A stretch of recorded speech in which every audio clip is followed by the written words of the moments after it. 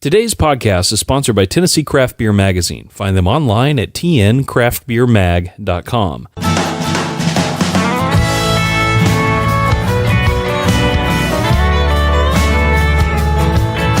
halfway down in the bottom of a bottle and I ain't gonna change my ways. But I ain't half bad when I do what I ought. It don't happen much these days.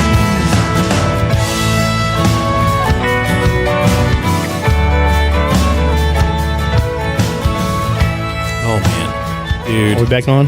Yeah. We're So, back. We've been playing with some Cold Mountain. Yeah, I again, being Thanksgiving, I think I kind of alluded to it earlier, but my in-laws are all with me at my house right now.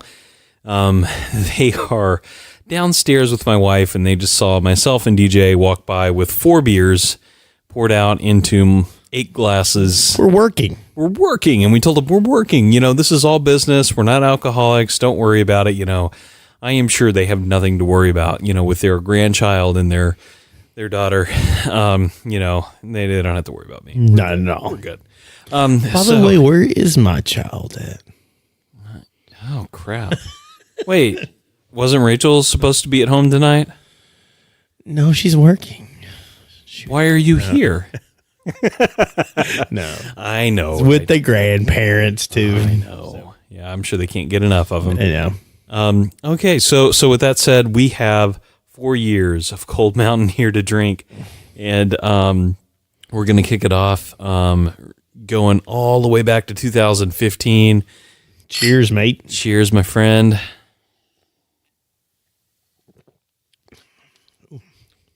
It's still chocolatey. Very chocolatey. Oh, yeah, very rich. Yeah. I'm impressed. I was expecting more of like a sour note or something that would be, you know, showing its age. But aside from a little bit held flat, up well. This held up really well. Man, I wish I would have saved more of these.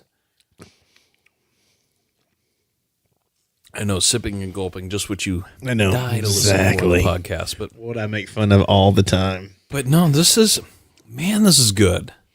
Good. Oh, It really did held the test of time here. Yeah, this is solid stuff. So yeah, very much like I remember the 2015.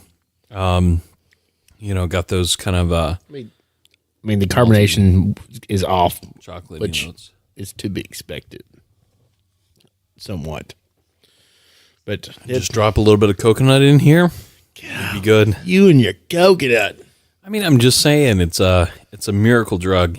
You don't know it. No, Yeah. a miracle drug. No, it's really not. I know, but I like my coconut. Okay, so yeah, that was solid. That was really good. What do we have next?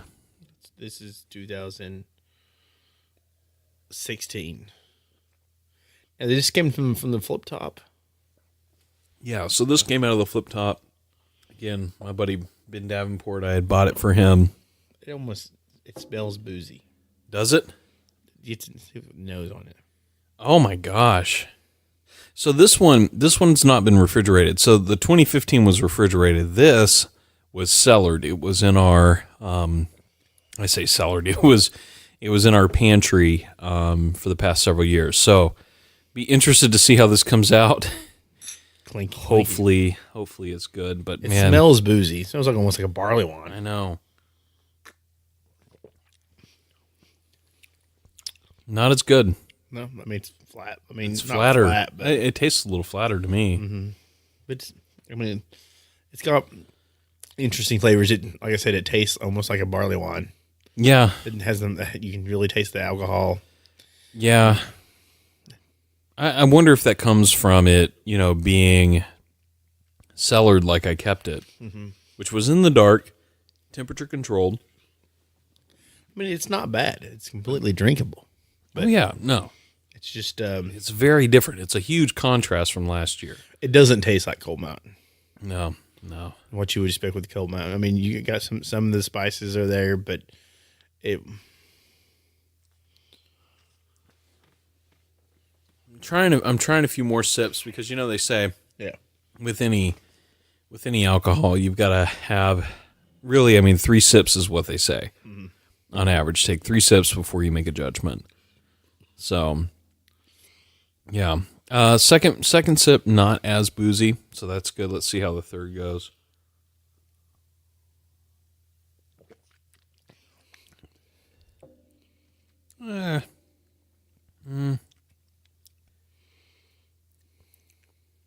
I mean, it's got the elements of Cold Mountain.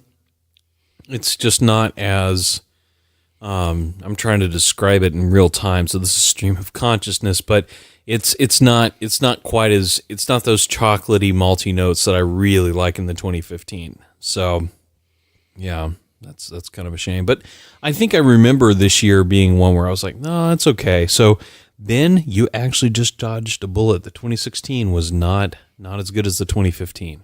No, I mean, that 2015, that's still chocolatey, very, I mean, it could have been, I don't know, we say a lot and oxygen are the enemy of beer, so right, you could have got some light and some oxygen, but I mean, like I said, it has just a very boozy flavor. You have that malty, but some of the sweetness is still there, but it's not as overpowering. Yeah, again, and it could do too. It also could be the fact that of where I kept it, but it doesn't feel like I was telling you earlier. I had Old Guardian, and I think it's a Rogue, or not Rogue, Stone, Old Guardian, great beer. However, it was very boozy when it came out after about a year of holding on to it, and had some sediment in it and some other stuff that just made it not as pleasant. And I feel like most often when you cellar a beer, and I've not cellared a ton, this is really me opening up this whole cellared experience more than anything, but the longer you hold on to them, it seems like a lot of times they get more boozy, basically. So, yeah, interesting. So, yeah, 2016, I mean, it's not a bad beer for sure. The first taste, I would say, was probably a strong reaction just because of the silky smoothness of the 2015. Yeah, I'm going to say, like, in comparison to the 2015, because you didn't expect the 2016 almost kind of taste less aged than the 2016. Right. So maybe we needed to leave it for another year. We're not doing that. It's been open. But seriously, it's onward and upward. Yeah. Though. You know what it reminds me of, DJ? Before we go on to the next one, it reminds me of an amber. Ooh. I'll let you take a sip of that one. That way you can talk while I sip. But yeah, no, the 2016 I think is more like an amber ale. I don't know. What do you think about 2017? Good. Chocolate, a little chocolatey, nutty. Return to form. Hazelnut flavors. Oh yeah, much different. Yeah, it's real good. Yeah, it's got a fruity note to it. Oh man, yeah. See, I think the cool thing about doing this is we're also showing people, and I'm dorks. Yes, we're showing people that we're dorks, but we're also, showing why Cold Mountain is so unique. Like, it's easy to forget from year to year that it changes because you don't have year to year to year to compare. How weak ass our palates are. Well, I mean, maybe so, but I mean, memory is a fleeting thing. You don't remember exactly how like I said, last year's tastes unless you do something like this. Like I said, we're the Humble Beer Podcast. We're not the sommeliers or Cicerone, DJ. We're not Cicerones. That's what I was about to say. I was kind of getting there. Like I went for sommelier. Like it was. I keep on hitting that. It's like, No, sorry. Anyway, like we're not like we're learning still after years and years of drinking.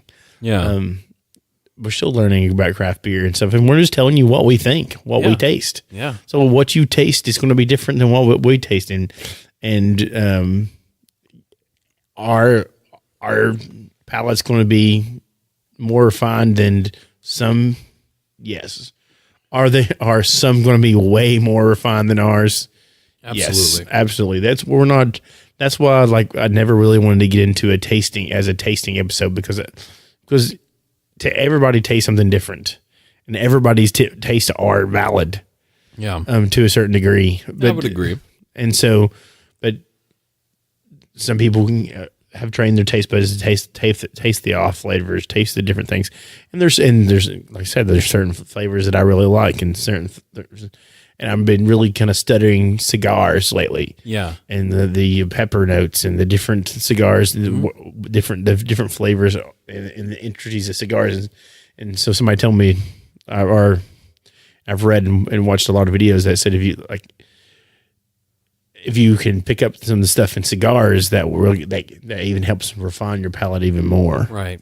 So I've been trying to do stuff like that to even help increase the palate, and just write down the hops, like when you get a beer, do a blind test on the beer and see if you can guess the hops in it and stuff like that. Yeah, and to that point, I think it goes beyond just beer. Like the one thing that when we started this podcast that I realized very early on was that I needed to learn how to describe beer to people. And I'm still probably not an expert at it by any means, but what I realized was pay attention to all the food you eat. Mm-hmm.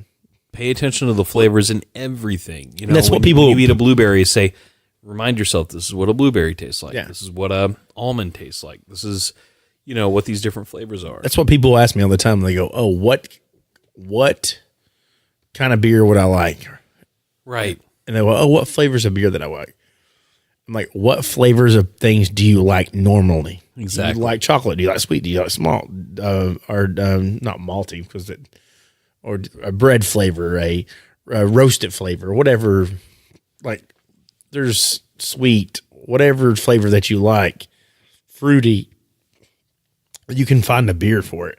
And people try to they think flavors in context of beers. If you look outside the context of beer and just think flavors in general, and say, okay, you like these flavors,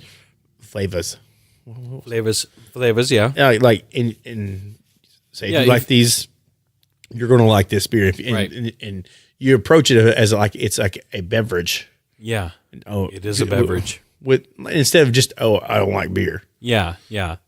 No, and to that point, it takes helping guide someone through that, because you might find that people don't they might say, I don't like an IPA, and then you find out you love them because you like fruity stuff. Well, let's give you a double and see how that works. And then they go, oh wow, let's give you something juicy that has that there's not much bitterness in there. Oh yeah, I love that. Yeah, that juicy IPA. Yeah.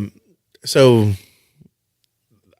that's what I'm saying. It's a disclaimer in saying that we're not experts in the name. It's in the name, but we're just telling you exactly what. It was a very long disclaimer. I know, but but no, you're right. But I'm just saying that we're just telling you what we taste. Yeah. Well, to that point though, I mean, one of my favorite documentaries of all time is John Cleese's Guide to Wines. If you know John Cleese, he's an actor, he's a comedian, he was part of Monty Python, great guy. But the whole purpose of his Guide to Wine was to show people that you didn't need to be super sophisticated and intelligent to enjoy wine. You just needed to be able to know what you liked and to pursue the flavors that you liked within wine. And it's the same for craft beer. It's whatever flavors and whatever mouthfeel and whatever you like within other stuff that you enjoy, be it another beverage, another alcoholic, beverage of sorts, or food even. It's what do I like to eat? What pairs well with that? Or what do I like to eat? And, and then how does that translate into what I enjoy to drink? And I'm finding that a lot with cigars too. Mm-hmm. And is that I went into cigar world with the same kind of reservations and kind of fears that a lot of people have went into craft beer. Right. I love a good cigar. Mm-hmm. I love the taste. I love the taste of it and the smell of it.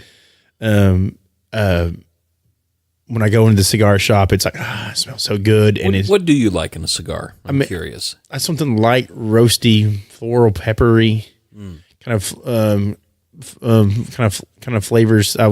Something that's like clean, but something also. But I've been getting the more robust stuff that has the different tea notes and the different stuff like that.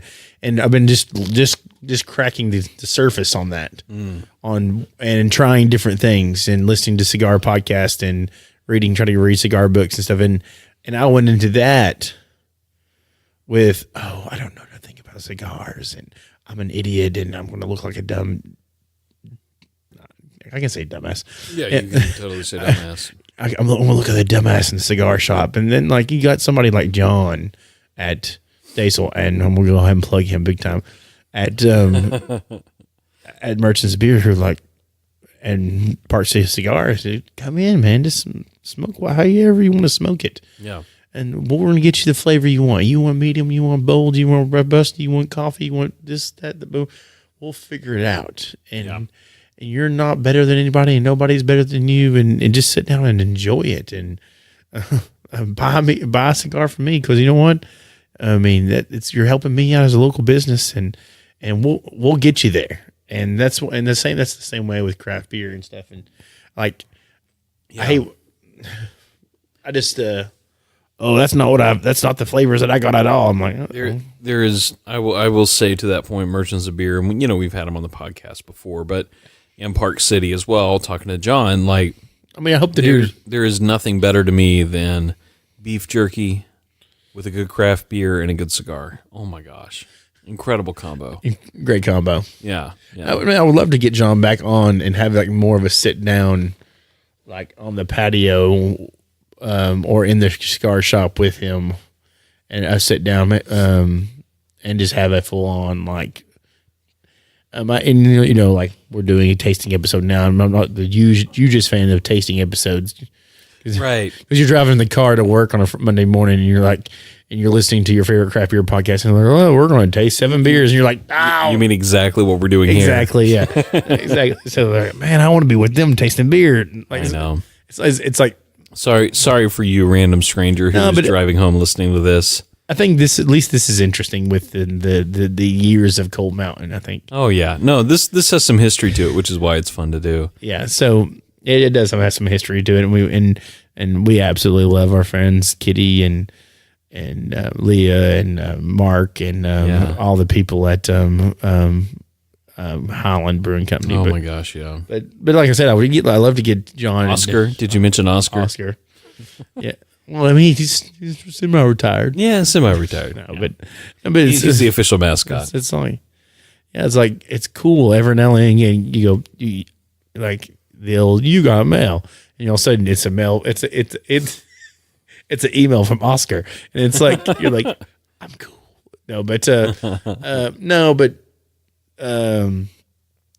but back to John.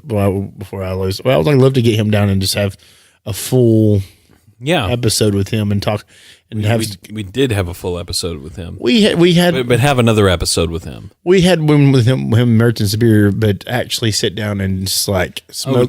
Talk about Park City Cigar beyond just the business, but talk to him about cigars and pairing with craft beer. I think that would be good. Yeah. So because that's one of my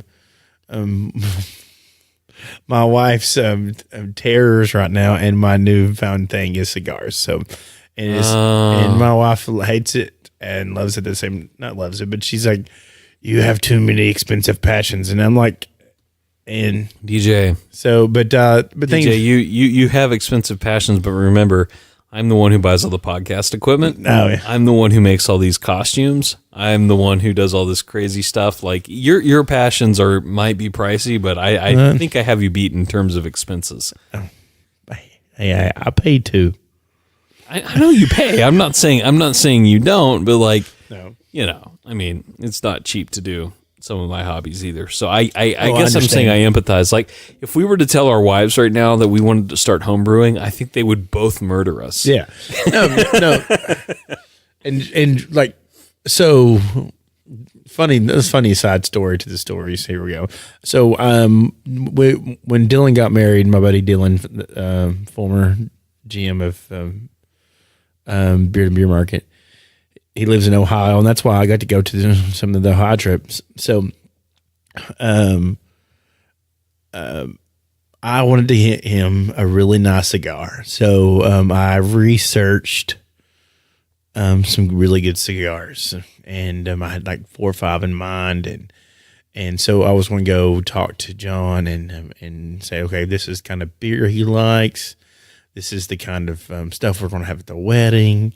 So I was going to get like 3 or 4 of them, and like so me and a couple of the guys, can we go out after the wedding and have a lot of cigar and sure and triumphs, and so I had all this written out and stuff like that, and I was going to go talk to John about it, and I didn't get to go because they canceled our rent a car, and I ended up being late getting off work because we got extra trucks at work, and so life happened, so we ended up not getting to Ohio to 10 o'clock the night before the wedding.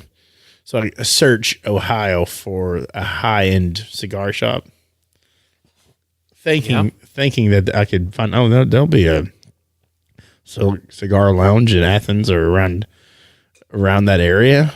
None. Oh man! So if you're in Athens, Ohio, or driving through and you want to get high-end premium cigar, you will not find one. Good luck, is what you're saying. Yeah, I had to go to this like tobacco outlet. And I felt like a $3 cigar. That was the best thing they had. It was a Nicaraguan, so it had some decent qualities to it. But other than that, it was just it was the lawnmower, is the Yingling of cigars, is what we smoked after the wedding. It was nothing special whatsoever. But smoking cigars, I mean, for me, like I think back to early on when I was learning to smoke a cigar, and like it's more about the experience with your friends. Same is true of beer. It's more about the time, the people you have, and the relationship, and the story you can tell smoking the cigar or drinking the beer. That makes it worth it. And even if you didn't have the perfect cigar, you'll still remember that shitty cigar you had with your friend, at the brewery, or not at the brewery, but wherever it is that you had it. You'll remember that more than you will the specific cigar that you had. It would have made it a lot better if it was a really good cigar. But the thing of it is, like, you could take that's the whole thing is with a place like Merchants of Beer, which Knoxville has that. It's a hidden gem. Yeah, and I think it doesn't give as much pub as it should. But you can go to like a John and I did it again. I know it's like you're hitting a gong or something. I know, but you can go there and you can go, hey, like, this is what beer I like. And he's like, oh, you like that beer? I can find you that cigar. Yeah, John is that good. And that's to make it a round circle is like, oh, what these are flavors you like? Okay, that's the craft beer we can find you. Right. So it translates to wine. And this podcast is brought to you by Merchants of Beer. I know, no, but it translates to wine. It translates to food, to anything. Yeah, and that's what I'm gonna say. That's the kind of the I'll say the Humble Beer podcast, where I was very humbled going into cigars. Yeah, and so I think that kind of that kind of humility. Yeah. So, and I think a lot of people have humility. I just see what I did. Yeah, like humidor. Yeah. That was a good one. That was bad. No, but you know what I'm saying? Like, so I understand people's. It's kind of funny because like when people tell me like, I'm afraid to get into craft beer because there's so much stuff. There's so much stuff to learn, so much stuff to do. Just start. And literally, I had the exact same experience with cigars this past year or year and a half. And I mean, I always smoked them for fun, just after like at a beer festival or with my buddies. But actually, start reading about them and talking about them, learning the details, Like you're like, oh, there is a lot more than this, and I'm clueless. Yeah. And you just having to go into somebody and going, this is what flavors I like. And they're like, oh, here you go. So bring it back to full circle for 2018. I met a girl when we were on our trip, and no, this is not like romantic. Obviously, I was with my wife, and we were talking to her. I was about to say you're married. I met this woman while we were on our trip, and she lives in New York City. She's involved with marketing and stuff there, and she has a connection to Cigar Aficionado magazine. I follow them on Twitter. She may or may not have opened up a door for us to potentially. And now, granted, it's November, so I don't know that the store is still open, but there may be an opportunity for us to talk to the guys over there at some point in the future too. So keep that in mind. Guitar and have a good interview. At the Cigar Aficionado magazine, or talk to the magazine itself. Yeah, talk to them, do something with them. So, by the way, make promises, but that was cool, and I forgot to tell you, I got some cigars. Yeah, I have a Rocky Patel. I love Rocky Patels, man. An Old World Reserve. So. Well, we're going to be smoking that a little bit later, not on the podcast, but we may actually have some Cubans to smoke as well. So we'll have to go enjoy that too. But with that said, we have one more beer to open. One more? It's sitting right here, and so I'm going to open it. And for that person driving home, yes, I am just trolling you at this point. You are. You can't even open a beer, right? Well, it's hard opening it and holding it and everything like that properly in this context. So, anyways, with that said, here is the 2018 Cold Mountain. Yeah, you probably should just use that glass. But I did it again. The Gong Show. We're on the Gong Show. So I do have the thing. I had to say I saw this at the I'll let you pour it. at CVS, and it made me think of you. And I'm bringing it in. You won't say "oh" after I get finished. Oh no. I'll bring it in, and pulling it out is when you least expect it. Oh, nice glass of scotch. Now, actually, it's Cold Mountain. We put it in a scotch glass. Yeah, we've been jumping through different styles of glasses. So if you're a pretentious snob when it comes to your glasses, Yeah, I was gonna say Matt would be like, "What's going on?" Glass. Which I don't know. I mean, Cold Mountain is kind of its own thing. That's the one thing I've noticed about it. Like as we've gone through these years, like you can't. I mean, what style is Cold Mountain specifically? Does it say? It's a spiced ale. It's a spiced ale. Oh yeah, it does say spiced ale. Yeah, spiced ale. I mean, it's something very malt forward.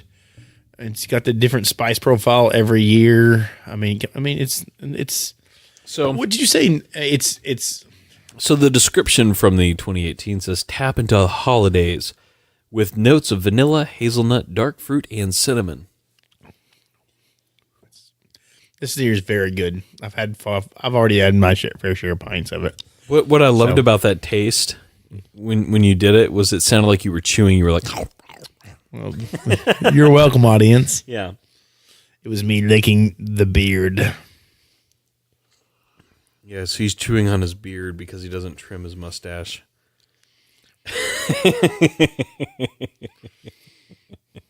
He does. I'm only kidding.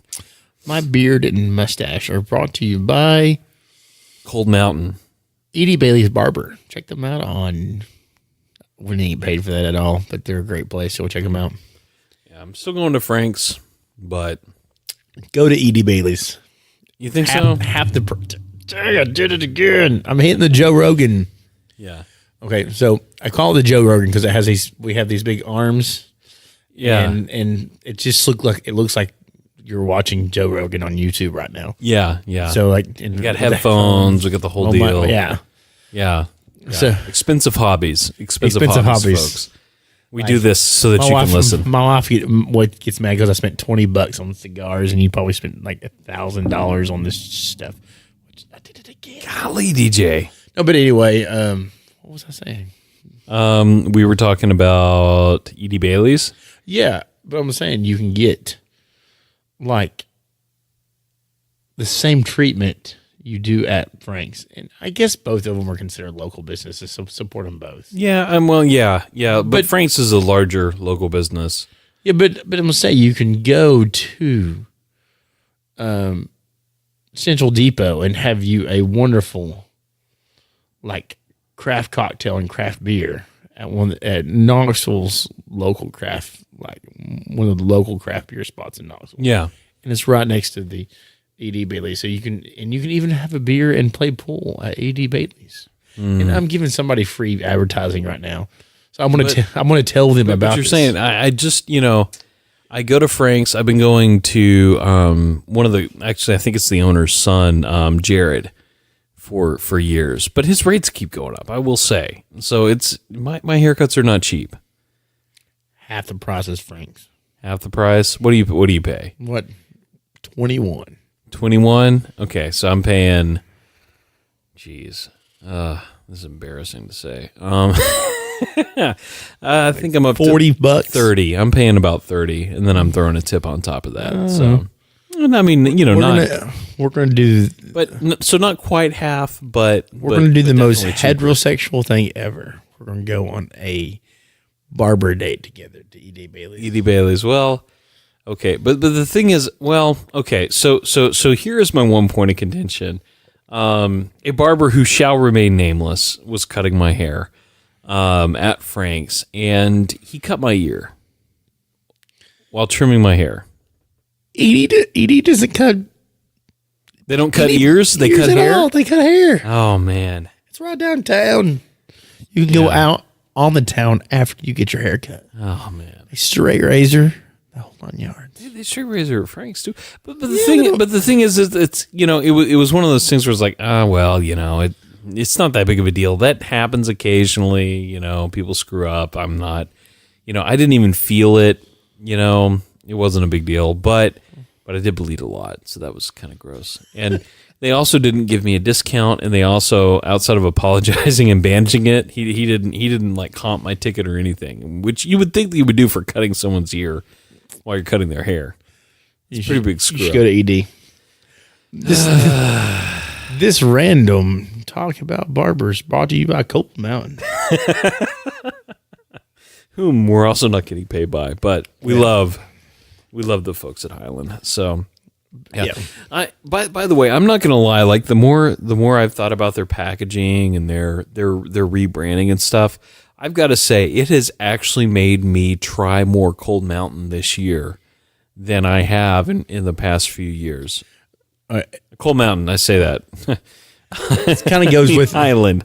I've been drinking a little bit now. This kicking in. This kind of goes with our theme. I meant to talk to you about this early in our production meeting, but I completely whiffed on this one. But so I thought that we could each introduce some or each throw in some recommendations.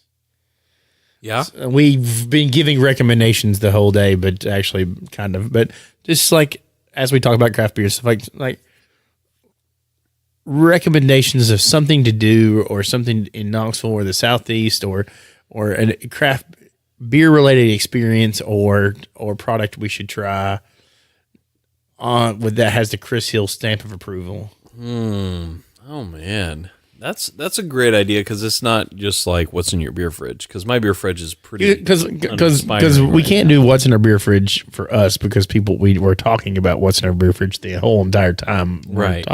When we don't have a guest, right? We don't even have that. So, oh man, recommendation. I don't know. What are you thinking? What's top of mind for you? I'll think of something. My recommendation is Asheville, the city of Asheville on a Sunday. So you've told me about this. This past September may have been something I was not able to be a part of too. Yeah, you were invited. But me and a good buddy of mine, he came in town after travels or after moving and come back in town, and he gets to come about once a year. So he had never experienced Asheville, just from by schedules and conflicts and stuff like that. Every time I've done an Asheville trip, he's had to work or wife and kids, whatever. So yeah, I had told him, I said, when you come in town, we'll go to Asheville. So we decided to go Asheville after the Tennessee football game on a Sunday, leave out Sunday morning, drive into Asheville enjoy Asheville all day Sunday. Hotel, sleep, breakfast in the morning, and come back. We'll stop at one of the eateries that is open. I think Right. a lot of them are not open on Sundays anymore or Mondays anymore. Some are because they have such weekend business. They close on Mondays. Yeah. But anyway, so That's actually pretty common for small businesses in a local area. Yeah. But yeah. But so we just went to Asheville on a Sunday, and it was a Sunday kind of in the early fall. We kind of bounced around from brewery to brewery. The lines were medium to sparse. It was just kind of a local hangout day, and got to just talk to a lot of the bartenders first hand, and they kind of hear some stories and talk to some locals that I don't normally get. You don't normally get to talk to locals, and it was just one of the experience. Like the entire town was just kind of on chill shutdown because it was Sunday evening, and there wasn't that many lines at the breweries. The crowds were kind of medium. Like the people that had come in for the weekend party fun and the brewery hits and the concerts at the Orange Pill and all that stuff. Had already moved out of town, and you just kind of had that kind of run of the city to yourself. Yeah. And it was just kind of the locals moseying around. And I will say, I recommend Asheville Monday trip. Get there on Sunday morning, hit the brunch scene up, hit all the breweries you can. And the thing but is, it gives you an order to hit the breweries because you go by your order in what time the breweries close. Because there's some breweries that close early on Sundays, like Highland closes at 6, I believe, 6 or 7. And so like you have a lot of breweries that close earlier that have shortened hours. So okay, I'm going to hit Highland first because they close soon. And I'm going to hit this brewery next. And Asheville Brewing Company says up until 1, so you can hit them last for pizza. So it's like you have your kind of built-in order of what breweries you're going to hit based on opening and closing times. So it works out perfect. And I was like, that's my recommendation. Craft beer hack or recommendation for the Southeast is Asheville on a Sunday. I like it. So I'm going to go with, now that I've heard you talk, I think I get where you're going. I'm going to go with a recommendation. Actually, I'm going to give 2. First of all, this is not a craft beer recommendation, but it falls in line with what I've just been through in life, having a baby and everything. And that would be, and I'll tie the two together here in a second, but it would be Wild Love Bakehouse. If you've not been to Wild Love, gosh, you got to go. They make the best baked goods in town, hands down. If you want a croissant, you can't get a better croissant than what you can get at Wild Love. And they don't just do regular croissants. They do them with like almonds on top and a almond butter in the middle of it. And it's just this amazing, delicious pastry that you weren't expecting. They also do this thing called, I think, morning buns, and it's like a cinnamon roll, but it's like a croissant. If a croissant was a cinnamon roll, this would be it. And it's just fantastic. So highly recommend that. And the reason I say it's tied in with having a kid is, it's right next to where my wife and I had our baby, and everything else. And also, when my wife told me we were having a child, that was that was where she went to buy a box of croissants to give to me that said, "We have a little treat on the way." And it's my wife and I's love language. So for that very sappy reason, I definitely recommend Wild Love Bakehouse. Wah, wah, wah, no. That's cute. You can make fun of me all you want. If you've not been to Wild Love, don't knock it till you've tried it. It's worth it. And if delicious. Yeah, and if you've not been there, like so many other places, there's a few other places in town. I say so many. There's a few other places in town that carry their stuff. So definitely go check them out. They're tied to Old City Java, and I can't remember the name of the coffee shop on, what is it, Locust Street? Up there by, up there where Cruise Farm was for a summer, basically, is the building they took over over by right next to Market Square, kind of in that area. You know where I'm talking about. Daily Grind?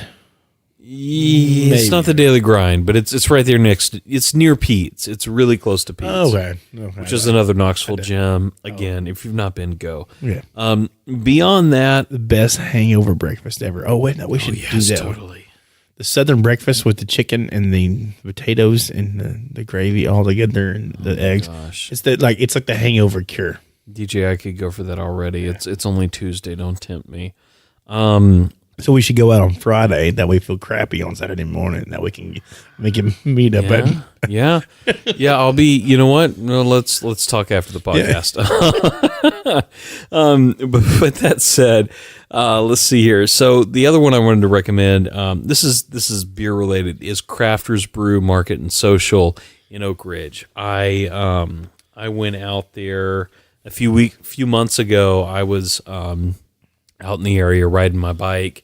And after I got done with a good bike ride, I was just by myself, and I stopped by Melton Hill Lake. Yeah, out in Melton Hill. I rode my old stomping grounds. Love that area. So rode bikes around Melton Hill, and then after my bike ride, threw my bike in the car and went over to Crafters Brew, and it was delicious. Or not delicious. Well, yeah, it was good beer, is what I meant to say. I've been drinking a little bit, so things are starting to slur together. But no, it was a great place. It seemed like a really cool vibe. Really enjoyed it, even though I was just by myself, just kind of chilling and having a pint or two after my day. It was really good. Yeah, we took the baby there for Mother's Day. Yeah. And we had a real good time, and I had a pint there and sipped on a pint. We had had a food truck going, and Rachel got to drink some beer, and was it? I think it was Mother's Day. Yeah. Anyway, it was for Rachel, and so she could relax and have a good time. And I had one pint, and we talked to one of her friends and stuff, and we met some people out there. It was a really cool little atmosphere and vibe, kind of like little nooks and crannies in the place. Mm-hmm. And I like kind of the tall bar you walk up to. Yes, it's huge. Yeah, I like it. It's like I feel so small. So going up to that bar, which is how you should feel. You should always feel humble walking to the bar, but this bar in particular makes you feel humble walking up to. Yeah. But yeah, no, I loved it, and the other cool thing about it too is it's not Knoxville. You don't have to drive all the way to Asheville. It's just but it feels like you're getting out of town. It's like a mini vacation, just getting out there because it's not your normal stopping grounds, and it's next to one of the best Chinese restaurants in the world. No, not in the world, but like in Tennessee, for sure. And it's actually, well, not do what now? Is it the one there on Melton Hill, or? Yeah, it's the one like right by it. Apparently, it's the one that's was featured on some cooking show and all that stuff. So I grew up eating there. I lived 5 minutes, less than 5 minutes from there. Oh, did you? Yeah. Huh. Anyways, I lived on the other side of the bridge. Interesting. I didn't know that. Okay. Now I know. But anyways, that said, yeah, those are my thoughts as far as that goes. That's a great question. We should bring that up more. Yeah, just some good recommendations on what we could do. I was gonna say in the future. I was thinking we're doing live production right now on the show. Yeah. But, welcome to the inside. I know, but do one non beer. We could do one beer. Yeah. Interesting. Kind of let the people know who we are. Dun dun dun dun. Yeah, because people need to get to know us better. Yeah, but anyway, we're cool. Yeah, we're cool. Not at all, but anyway. But not at all. However, we have kids now, so we can't travel quite as freely as we could before. Exactly.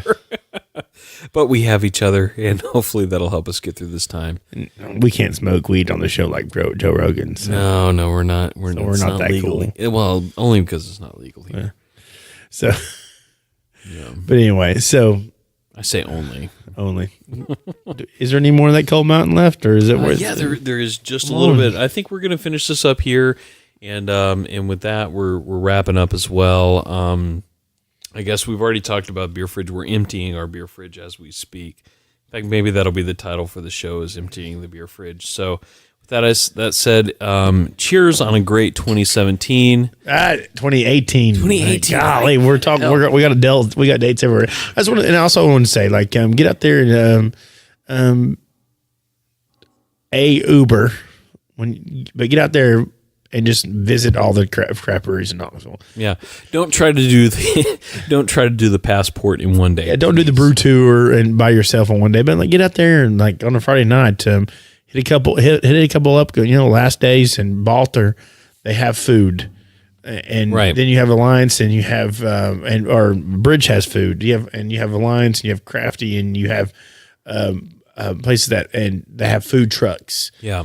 And so, like, we have so many breweries in Knoxville, and we want more. So let's support the local community. Yeah, support the local community. Support all the craft brewers, and also support your local reps. We got wonderful Gomez that works for Mills Creek. Christine works for Black Abbey and stuff. When they do some events and stuff, let's make sure we're out there in force supporting our. Yeah. And I think I don't even why I say that, because Knoxville's awesome about that. So yeah, but it's kind of cool just to kind of remember just keeping our community first and helping out everybody in our community. And it's kind of cool to see it grow, and let's keep it growing for 2019. Absolutely.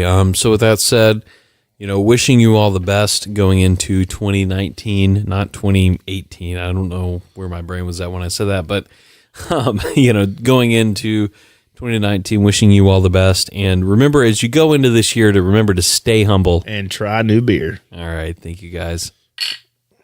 'Cause I'm halfway down in the bottom of a bottle, and I ain't gonna change my way.